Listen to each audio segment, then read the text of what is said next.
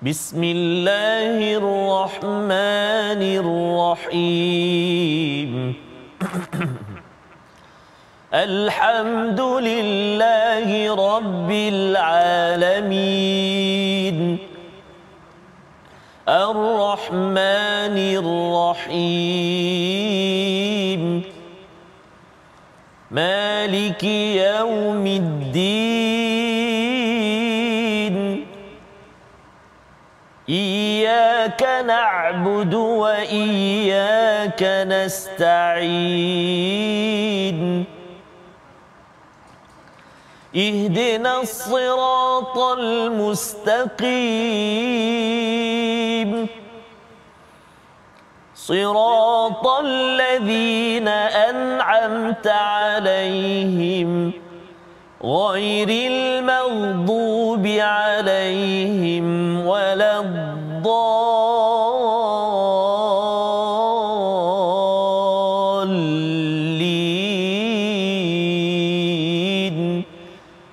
Amin. Assalamualaikum warahmatullahi wabarakatuh. Alhamdulillah wassalatu wassalamu ala Rasulillah wa ala alihi wa man walah. Syada la ilaha illallah, syada Muhammadan abduhu wa rasuluh. Allahumma salli ala sayidina Muhammad wa ala alihi wa sahbihi ajma'in. Amma ba'du. Apa khabar tuan-tuan dan puan yang dirahmati Allah sekalian?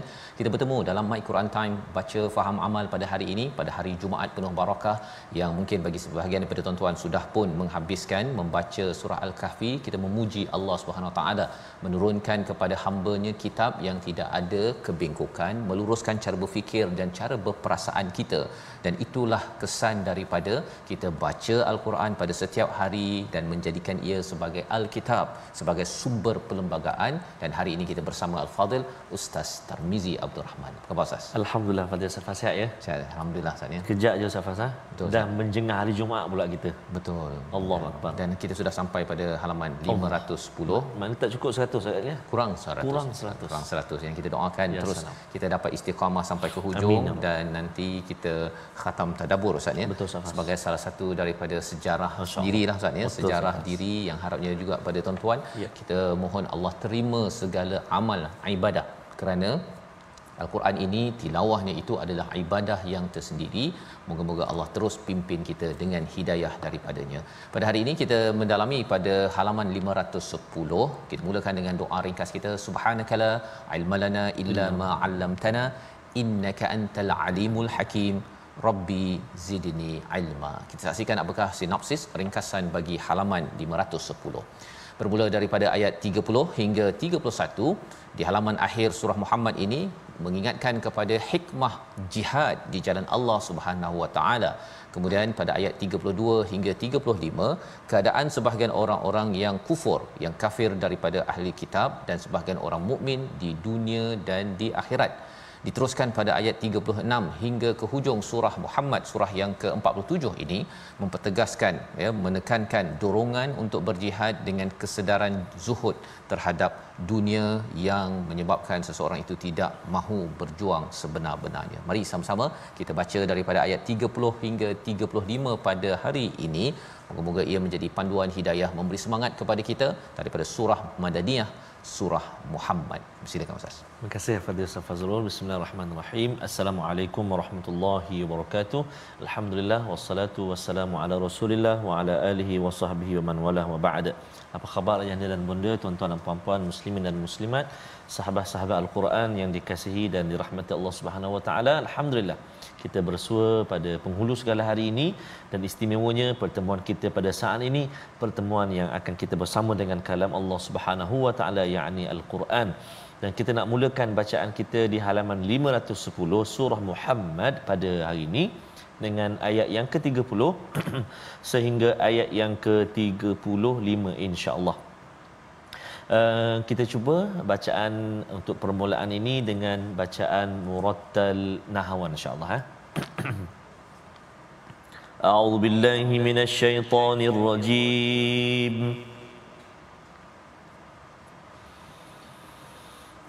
Walau nasha'u la ra'aynakahum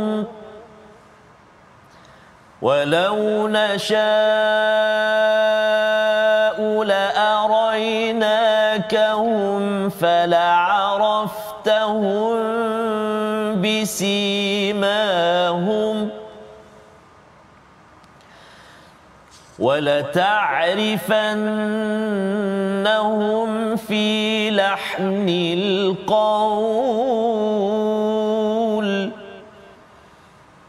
والله يعلم أعمالكم ولنبلونكم حتى نعلم المجاهدين منكم والصابرين ونبلو أخباركم إن الذين كفروا وصدوا عن سبيل الله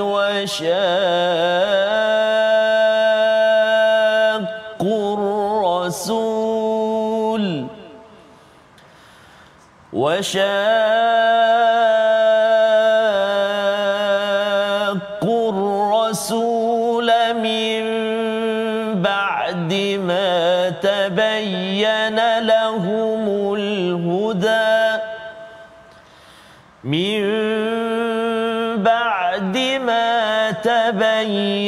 لهم الهدى لن يضروا الله شيئا وسيحبط أعمالهم يا أيها الذين آمنوا أطيعوا الله وأطيعوا الرسول أطيعوا الله وأطيعوا الرسول ولا تبطلوا أعمالكم إن الذين كفروا وصدوا عن سبيل الله ثم ماتوا وهم كفار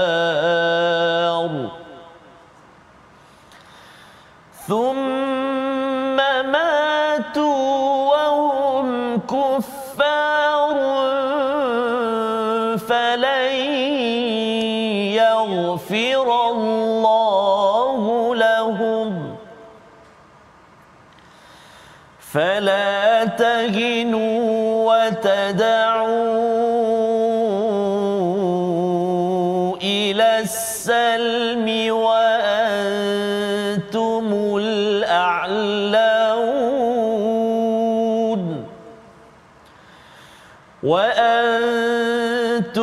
الأعلون والله معكم ولن يتركم أعمالكم صدق الله العظيم. Surah Al-Azim, gitulah bacaan daripada ayat yang ke-30 hingga 35 daripada surah Muhammad. Terima kasih diucapkan pada Ustaz Tarmizi memimpin bacaan sebentar tadi untuk kita melihat kepada kesimpulan ataupun penutup kepada surah Muhammad, surah Madaniyah yang mempunyai tema untuk perjuangan. Dan sudah tentu di peringkat awal kita berbicara tentang pentingnya untuk mentaati kepada Rasul selain daripada taat kepada Allah SWT. Kita taat kepada Allah ini dibuktikan dengan taat kepada Rasul pada waktu dahulu dan juga pada waktu ini, Ustaz, ya. Bila kita ada hadis itu perlu kita fahami kerana ia adalah praktikal kepada apa yang ada di dalam Al-Quran. Maka pada ayat yang ke-30 ini, walau nasya'u la arainakahum fala araftahum bisimahum, iaitu kalau Allah ingin, Allah boleh saja menampakkan mereka itu, ya, menampakkan apa? Memperkenalkan orang-orang munafik sehingga Nabi sallallahu alaihi wasallam kenal kepada tanda-tanda mereka. Bisimahum, tandanya boleh tengok saja, oh ini munafik, Ustaz, ya. Allah boleh perkenalkan, Allah boleh beritahu semua orang munafik, ya, tetapi Allah kata wala ta'rifannahum fil lahnil qaul, ya, iaitu Allah menyatakan lagi bahawa kamu akan tahu daripada cara berbicaranya seorang munafik itu. Di hujung ini sebenarnya Allah nak memberitahu kepada kita orang yang tidak mahu berjuang, Ustaz, ya, selain daripada mereka yang kufur musyrik, ada satu lagi masalah ialah di kalangan orang yang Islam tetapi tidak betul-betul beriman. Itu istilahnya munafik. Sehingga kan Allah kata kalau Allah nak, Allah boleh bongkarkan semua nama-nama orang itu, tetapi Allah hanya beritahu pada sebahagiannya sahaja, sehingga kan Nabi tahu, Nabi minta kepada Huzaifah, ya, Al-Yamani untuk mencatat, ya, sehingga kan Saidina Umar pernah bertanya pada Huzaifah, Ustaz, ya, nama aku ada tak? Allah. Dia kata. Jadi pada waktu itu Huzaifah menyata nama kau tak ada. Pasal kalau nak beritahu siapa nama yang ada, tak boleh. Itu adalah rahsia, dan bukan pun semua nama orang munafik itu diberitahu oleh Allah kepada Nabi Muhammad sallallahu alaihi wasallam. Pelajarannya apa? Pelajarannya adalah pada waktu ini kita tak bolehlah pula cakap, Ustaz, ya. Kita cakap saya rasa awak ni munafik. Tak bolehlah cakap begitu, ya. Walaupun orang itu orang Islam yang ada sifat-sifat sebahagiannya, tetapi ianya tidak boleh kita chop terus. Cuma kita perlu berhati-hati. Betul. Ya, berhati-hati. Salah satu cara Nabi mengenalnya ialah pada lahnil qaul. Dia salah satunya ialah apa? Cara dia bercakapnya itu berbelit-belit. Kemudian apa lagi? Dia dari segi body language, dia punya bahasa badannya kadang-kadang dia suka buat ini, Ustaz. Kan bahasa badan begitu adalah tanda seorang yang munafik, kerana dia tidak jujur kepada sesuatu yang sedang dibincangkan, ataupun dia mungkin menggunakan bahasa berbunga-bunga tetapi sebenarnya hanya menanam tebu di tepi bibir. Ya, maksudnya manis mulut saja, tapi dalam hatinya itu dia tidak buat apa yang dicakapkan, sehingga kan kita boleh tahu. Dia macam orang jual barang lah, Ustaz, ya. Dia kata ini bagus ni, ataupun jual kereta kan. Bagus kereta ni, saya jual awak 2,000 cukup lah. Kan rupanya 350,000 kilometer dah. Jadi kereta yang bagi sebagian orang tak tahu, dia kata murah kereta ni, 2,000 je kan. Tetapi bagi orang yang tahu 350, entah baru drive beberapa kilometer je dah terjatuh dia punya tayar ataupun dia punya steering dia kan. Kerana apa? Dah lama, tapi dia beritahu ini cantik ni, bagus ni, apa sebagainya. Orang yang ada ilmu, yang kenal, dia tahu bahawa ini hanyalah satu penipuan semata-mata. Jadi ini adalah apa yang Allah sampaikan, wallahu ya'lamu a'malakum. Allah tahu apa yang mereka amalkan ataupun apa yang kamu amalkan. Nak ceritanya cakap saja tak guna, Ustaz. Ya, cakap berbunga-bunga, ya, cakap panjang apa sebagainya, tapi kalau ianya tidak diterjemahkan kepada amal, Allah kata sebenarnya Allah lebih mengetahui amal kamu, yang memberi pelajaran kepada kita kalau kita rasa macam benda itu kita tak tahu, kita cakap tak tahu je lah, Ustaz. Kan tak payah pula kita panjang-panjang. Itu saya sebenarnya tahu, sebenarnya saya belajar dulu. Saya tahu kawan saya yang belajar kat Harvard. Dia yang belajar kat Harvard ataupun belajar kat Oxford, bukan dia kan. Tapi nak ceritanya saya kenal. Saya kenal untuk menyatakan percayalah saya. Tidak perlu, kerana apa? Kerana yang penting adalah amal kita kepada Allah Subhanahu Wa Taala.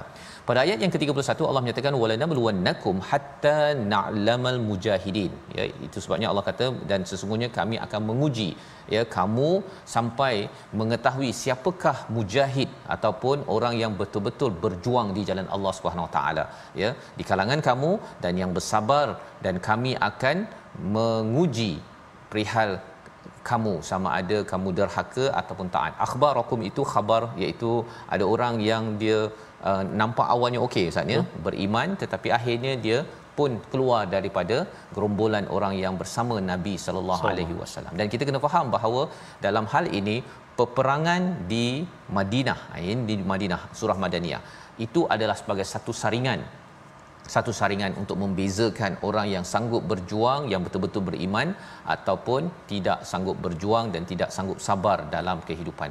Pelajaran untuk kita apa?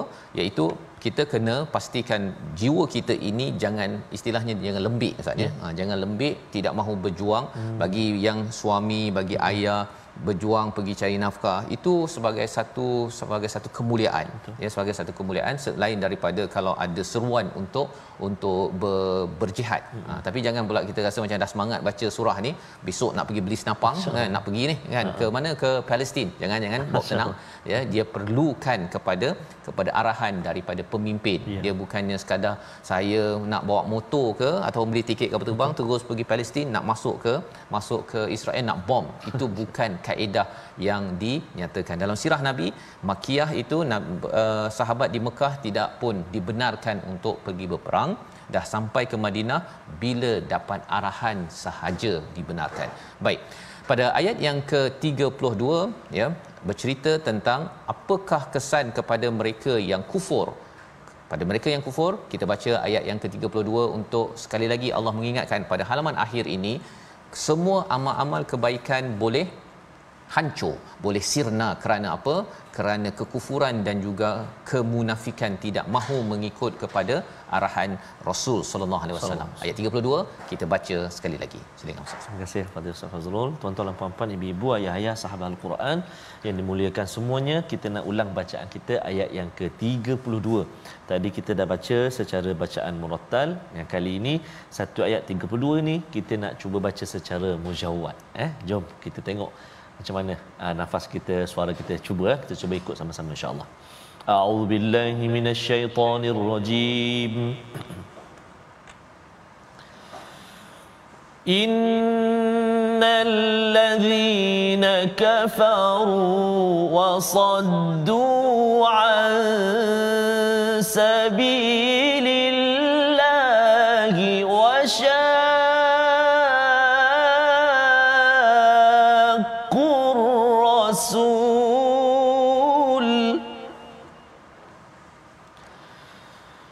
وشاقوا الرسول من بعد ما تبين لهم الهدى لن يضروا الله شيئا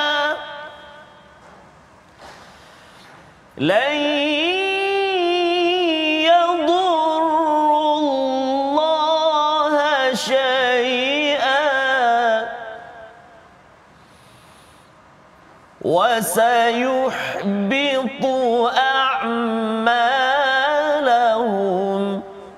صدق الله العظيم.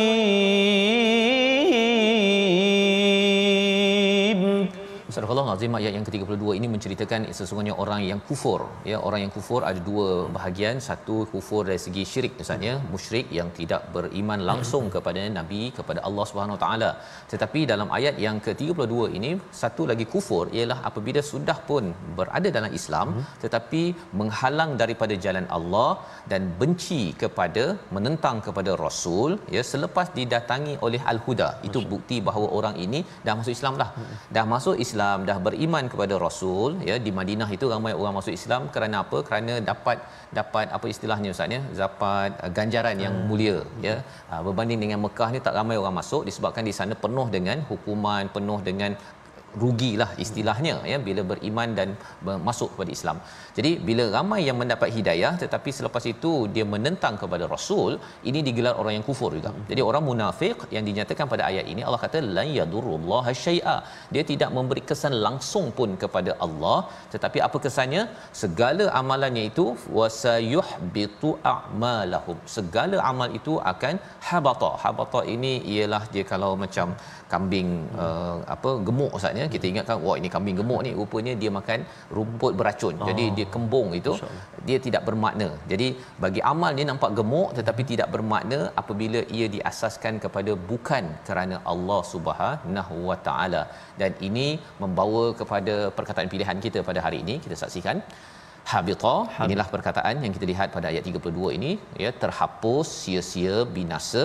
Dan 16 kali disebut di dalam al-Quran untuk mengingatkan kepada kita bila kita sudah beriman, jangan sekali-kali kita menghalang jalan-jalan kebaikan. Ada orang lain nak buat baik, kita halang ataupun menentang kepada apa sunnah Nabi, itu tidak dibenarkan, ya. Malah lebih daripada itu, Allah mengingatkan pada ayat 33, wahai orang-orang yang beriman, taatlah kepada Allah, taat pada Rasul, jangan membatalkan a'malakum, ya, jangan rosakkan segala amal ataupun jangan hapuskan amal ini. Kerana apa? Kerana tidak taat pada Allah dan tidak taat kepada Rasul. Apa kepentingan taat pada Allah dan Rasul ini? Bagaimana caranya? Sudah tentunya kita menyerah diri sahaja. Allah cakap apa, jalan, ya. Rasul beri arahan, sila buat ini, sila buat ini, kita akan taat. Kerana bila kita mula taat pada Allah tapi tak taat pada Rasul, Ustaz, ya, zaman sekarang ini, kalau zaman itu ialah bila Nabi kata jom pergi berjuang, dia kata banyaklah kambing lah, apa, ayam, tak ada ayam, ya, ada lembu lah dekat rumah nak kena jaga. Semua alasan-alasan itu sebenarnya menunjukkan tidak taat pada Rasul. Dia membatalkan amal-amal yang ada. Ya, dah buat baik, ya, tetapi rupanya buat baik itu cancel kerana segala kebaikan itu bukan kerana Allah dan bukan kerana mentaati Rasul. Ini pelajaran untuk kita, dan kita sambung lagi selepas ini. Al-Quran Time, baca faham amal, insya-Allah.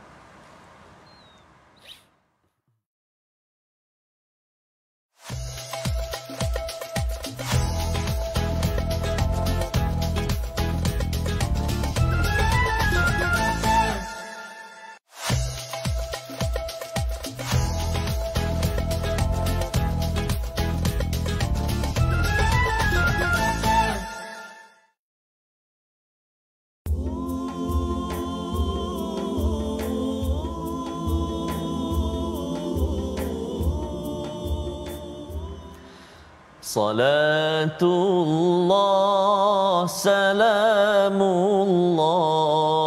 ala Taha Rasulillah. Salatullah, salamullah ala Yasin Habibillah. Salatullah,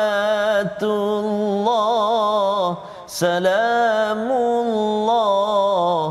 ala Yasin Habibillah.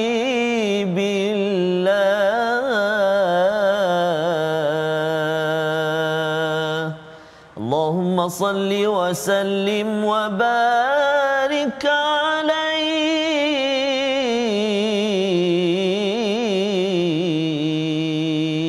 wa ala alihi. Salawat dan salam Allahumma salli ala sayyidina Muhammadin wa ala sayyidina Muhammad, buat junjungan besar kekasih kita Nabi Muhammad sallallahu alaihi wa ala alihi wasallam. Tambah-tambah kita berada di penghulu segala hari pada hari ini, iaitu pada hari Jumaat yang penuh barakah, Safas, ya. Dan kita berada di penghujung surah Allah. Muhammad. Dia ada 3 surah yang berkaitan dengan cara menghormati Nabi Muhammad sallallahu alaihi wasallam, iaitu surah 47, surah 48, surah 49.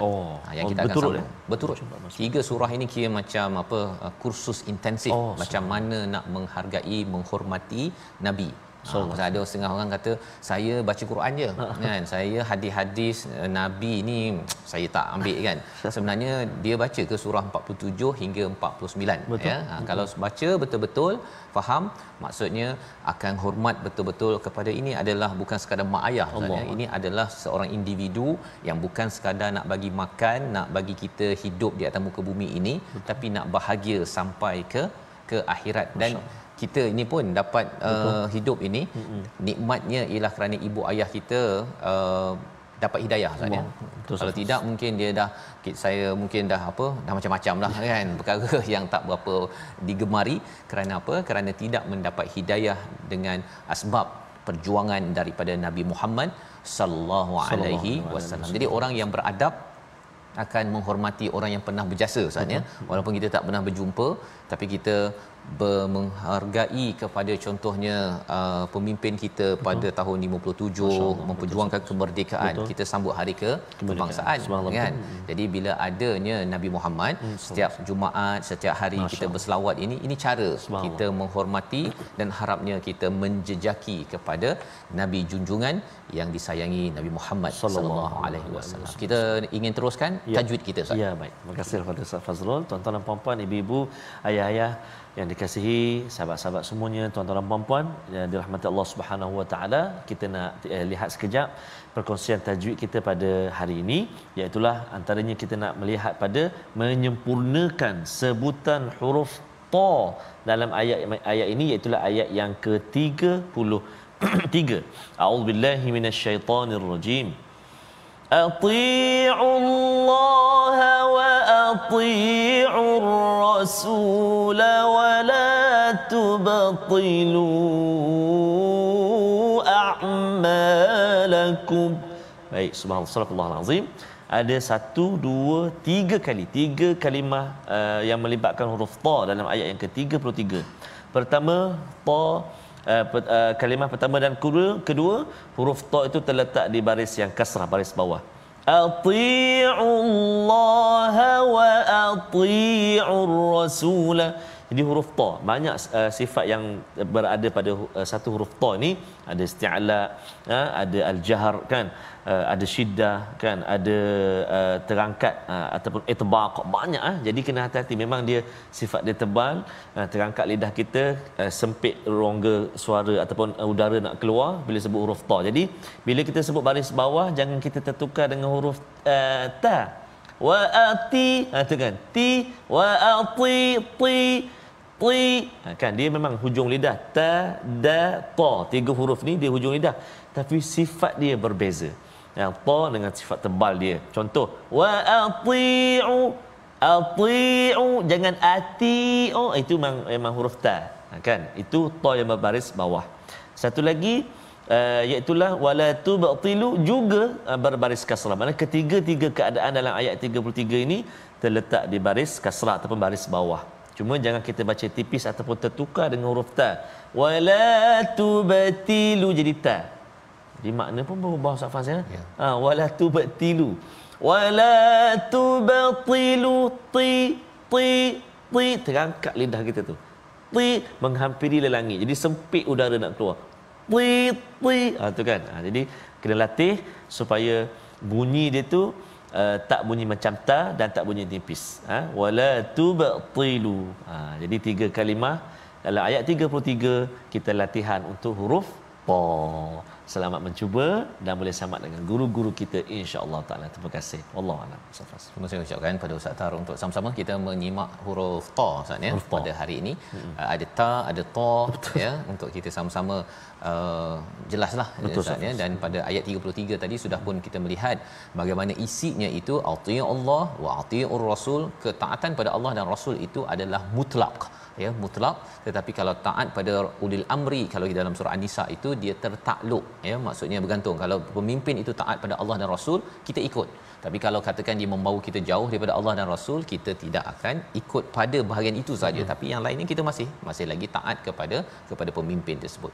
Jadi ini peringatan daripada Allah SWT pada ayat yang ke-33, wala tubtilu a'malakum, jangan sampai kita batalkan, Ustaz, ya. Bila batalkan amal kita ini, lebih kurang kalau Allah bagi kita ganjaran, sepatutnya orang tu kerja hujung bulan dapat gaji, kan. Tapi bila kata bos kata cancel pasal saya tak suka awak, contohnya, kan, tak dapat gaji dah. Betul. Ya, kita pasti akan kecewa. Apatah lagi kalau kita bertemu Allah nanti, dah banyak dah baca Quran, dah solat, tetapi akhirnya tubtilu a'malakum. Mengapa?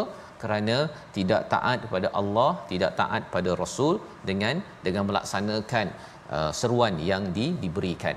Malah pada ayat 34, innal ladzina kafaru, Allah ingatkan sekali lagi, ya, sebagaimana kita maklum dalam halaman ini Allah ingatkan berkali-kali tentang betapa amal orang-orang yang kufur itu, sama ada musyrik ataupun munafik, akan hancur. Orang yang kufur menghalang daripada jalan Allah, kemudian dia mati, dia mati dalam keadaan kufur, maka apakah yang Allah nyatakan? Falan yaghfirallahu lahum, Ya, kalau dalam musyrik memang kita tahu Ustaz ya, syirik memang Allah tak ampunkan. Tapi kalau dalam keadaan munafik juga Allah tidak ampunkan. Ya, walaupun di istighfar 70 kali ke berapa kali pun diminta keampunan dalam surah At-Taubah, Allah tidak akan ampunkan. Jadi itu perkara yang perlu kita jaga-jaga sebagai orang yang dah daftar Islam, tetapi itu tidak tanda selamat Ustaz ya. Tidak ada tanda selamat kecuali kita ikut kepada panduan yang ada. Malah ayat 35 ini, jangan kamu rasa lemah. Allah ingatkan, kalau kita perasan dalam surah Muhammad ini ada kat ujung tu kum, ada hum Ustaz ya. Kalau kum itu maksudnya Allah sedang beri peringatan kepada kita. Kalau hum, Allah suruh ambil pengajaran daripada mereka yang syirik ataupun yang munafik. Jadi bila dalam ayat 35, jangan kamu rasa lemah ya, jangan pula kamu untuk isytiharkan gencatan. Ila salm ini maksudnya tak payahlah berperang kan. Alah, kita baik-baik jelah dengan mereka, buat apa? Allah kata jangan, ketika kamu kuat ini jangan. Wa antumul a'laun, kamu berada di tempat yang tinggi, kuat, Allah bersama kamu. Ini sebagai satu penghargaan ya. Bila kuat ini zaman Madaniyah, bila dah kuat, bila dah sesuai, jangan pula kita rasa tak payah berperang lah, kita tarik diri je lah kan. Duduk relax-relax je, buat apa nak pergi berjuang dah umur 60. Ini tidak dibenarkan. Walai yatirakum a'malakum, iaitu Allah tidak akan mengurangi amal kita yang ada. Syaratnya apa? Jangan kita rasa lemah. Kalau kita rasa lemah ataupun kita rasa macam dah lama dah kita berjuang ni, ataupun kita ni berbaik-baik je lah kan. Sebenarnya berbaik-baik itu okey kalau munafik dan juga musyrik itu tidak menyerang, menghalang dan juga mengacau kepada orang-orang yang beriman.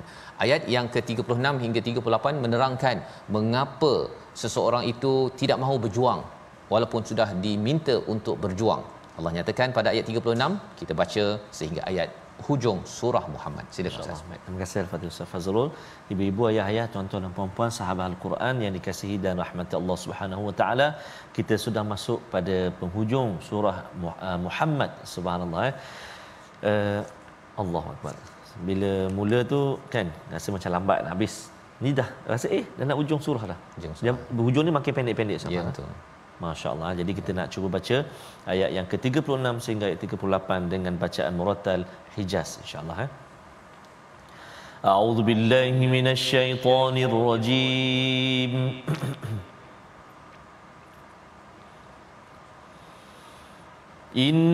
Innamal hayatud dunya la'ibun wa lahu وَإِن تُؤْمِنُوا وَتَتَّقُوا يُؤْتِكُمْ أُجُورَكُمْ وَلَا يَسْأَلْكُمْ أَمْوَالَكُمْ إِن يَسْأَلْكُمُوهَا فَيُحْفِكُمْ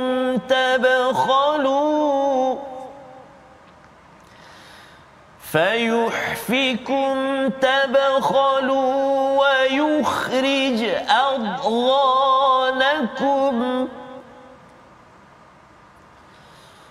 ها أنتم هؤلاء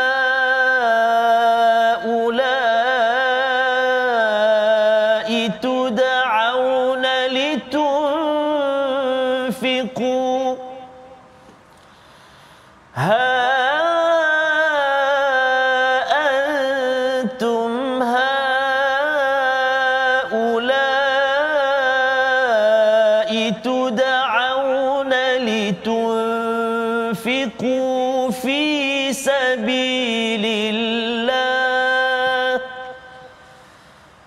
فمنكم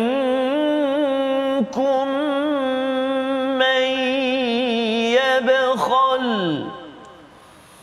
ومن يبخل فإنما يبخل عن نفسه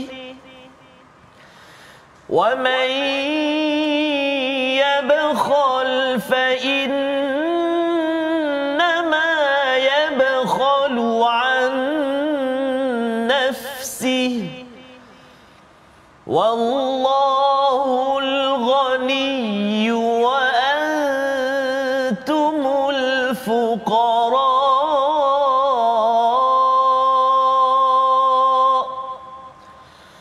وَإِن تَتَوَلَّوْا يَسْتَبْدِلْ قَوْمًا غَيْرَكُمْ ثُمَّ لَا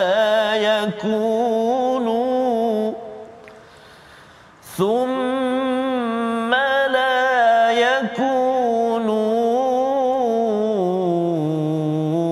أَمْثَالَكُمْ صدق الله العظيم.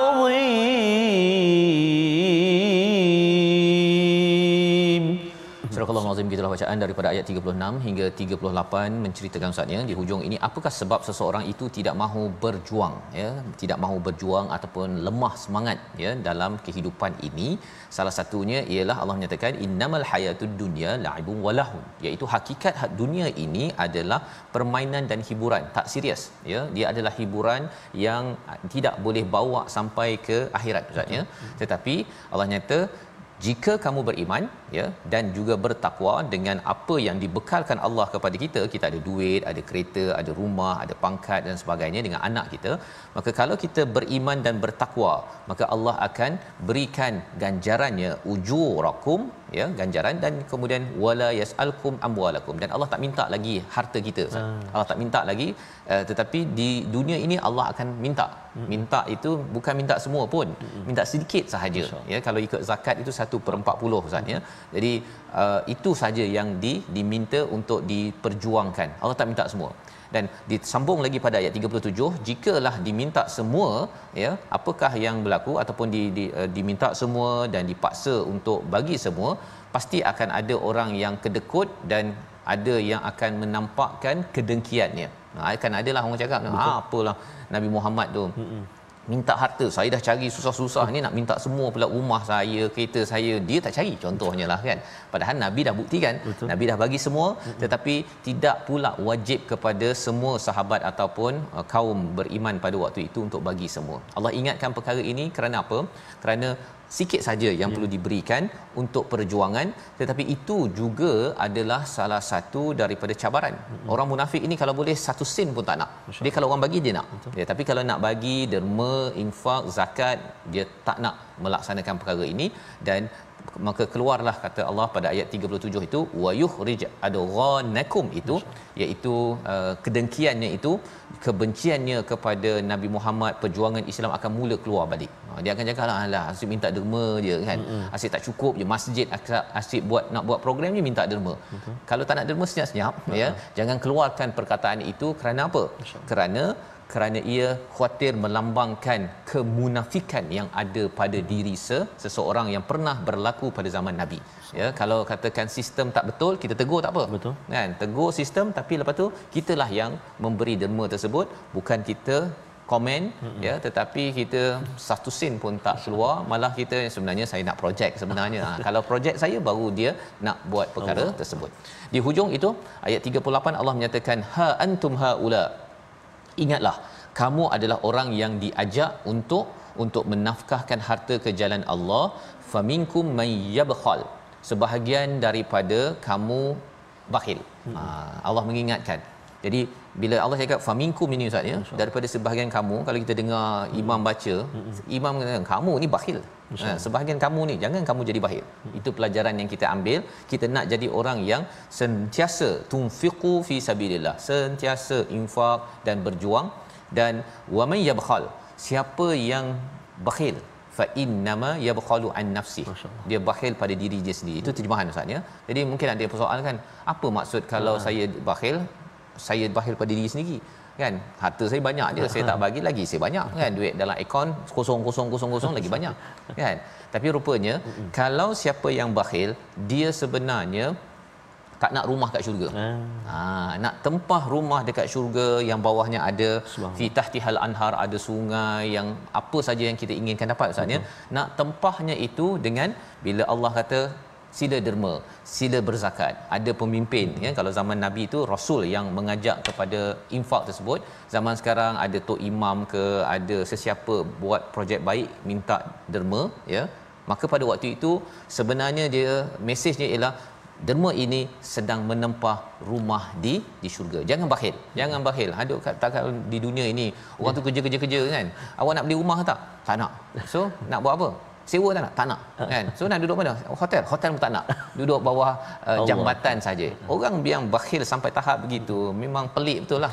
Kan? Kalau ada suami, ada isteri yang buat begitu, yang itu memang tak berapa normal Ustaz ya. Jadi ini pelajaran. Allah kata Allah ni kaya. Allah Maha Kaya, kamu yang fakir. Kaya macam mana pun kita tetap fakir pasal kita belum ada rumah di syurga kecuali kena tempah. Dan tawaran daripada Allah Subhanahu Wa Taala ialah dengan apa? Sila infak dalam perjuangan menuju pada Allah. Wa in tatawallau, ini lagi mengeri kan Ustaz ya. Jika mereka berpaling ataupun jika kamu berpaling, yastabdil ini berbanding dengan perkataan satu lagi iaitu yubdil. Dia boleh yubdil dan juga yastabdil. Kalau yastabdil ini Allah akan tukar perlahan-lahan. Kalau yabdil tu terus tukar. Allah tukar perlahan-lahan qauman ghairakum, kaum lain, thumma la yakunu amsalakum, yang tak sama dengan kamu yang bakhil, yang tidak mahu berjuang. Allah akan tukar dengan kaum lain, bukan dengan umat lain. Umat dan tak umat Islam Ustaz, tetapi kaum lain. Pasal kalau katakan satu kaum tu, katakan orang Arab ya, kalau dia tak nak berjuang, akhirnya ada orang, kalau kita tengok sejarah orang Tatar daripada Mongol kan, dia serang kepada Baghdad dan akhirnya mereka yang tak tahu cakap bahasa Arab ini, akhirnya mereka yang masuk Islam dan akhirnya mereka yang menjadi orang yang menderma berjuang atas nama Islam. Allah boleh tukar. Dan kita, kalau kita dah beragama Islam, kalau kita tak nak, kita dah Islam tak nak berjuang Ustaz ni, tak nak infak, mungkin Allah tukar dengan kaum lain, kaum ya.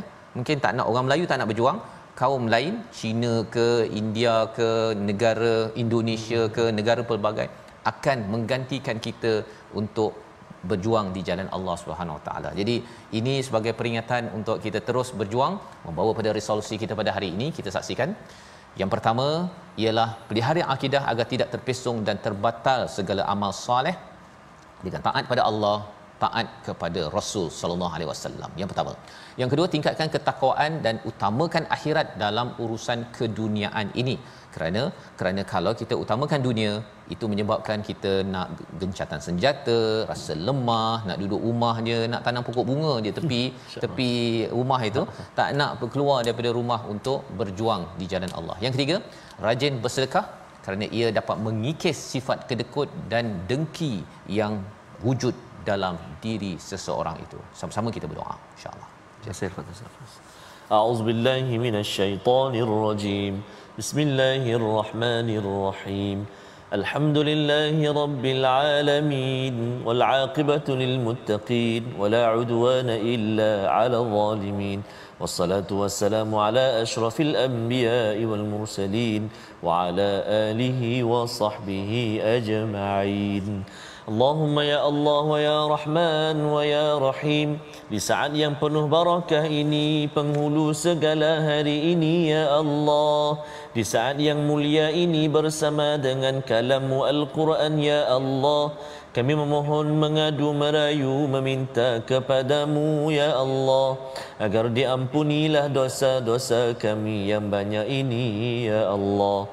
Ya Allah wa ya Rahman wa ya Rahim, ampunilah dosa-dosa ibu dan ayah kami ya Allah. Ampunilah dosa-dosa ibu dan ayah mertua kami ya Allah. Muslimin dan muslimat bi rahmatik ya arhamar rahimin. Ya Allah wa ya Rahman wa ya Rahim, kami saat ini berada di penghujung surah Muhammad. Maka ya Allah, kami mohon kepadamu ya Allah, hiasilah diri kami dengan sifat yang mahmudah, terpuji ya Allah, iaitulah sifat yang suka bersedekah, infak pada jalan-Mu ya Allah. Jangan Kau jadikan kami hamba-Mu yang mana ada dalam diri kami sifat mazmumah yang tercela, antaranya sifat bakhil ini ya Allah, sifat yang sayangkan harta kami untuk diinfakkan pada jalan-Mu ya Allah. Maka ya Allah bersihkan hati kami ya Allah, untuk kami menjadi hamba-hamba-Mu yang mana senang dan mudah berinfak pada jalan-Mu ya Allah.